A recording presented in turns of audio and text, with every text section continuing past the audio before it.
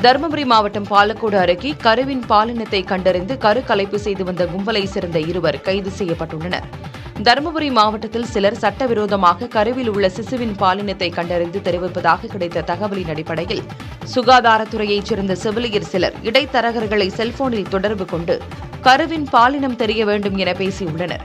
பாலினத்தை அறிவதற்காக பாலக்கோடு பகுதிக்கு இடைத்தரகர்கள் அழைத்திருக்கின்றனர். அதன்படி கருவின் பாலினம் கண்டறிய பயன்படுத்தப்பட்ட வீட்டிற்கு மாவட்ட ஊரக நல பணிகள் இணை இயக்குநர் மருத்துவர் சாந்தி தலைமையிலான குழுவினர் சென்றனர். அங்கு கருவின் பாலினத்தை இயந்திரம் மூலமாக கண்டறிந்து கூறிய தனியார் மருத்துவமனை செவிலியர் கற்பகம் என்பவரையும் இடைத்தரகர் வடிவேல் என்பவரையும் மருத்துவ குழுவினர் பிடித்தனர்.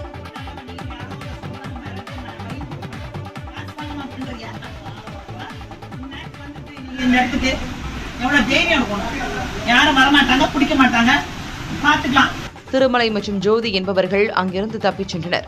கருவின் பாலினத்தை கண்டறியும் இயந்திரத்தை காவல்துறையினர் பறிமுதல் செய்தனர். கைது செய்யப்பட்டுள்ள செவிலியர் கற்பகம் கருக்கலைப்பு கும்பல்களுடன் தொடர்பில் இருந்து பாலினத்தை கண்டறிவது, கருக்கலைப்பு போன்றவற்றில் ஈடுபட்டு வந்ததும் தெரியவந்தது.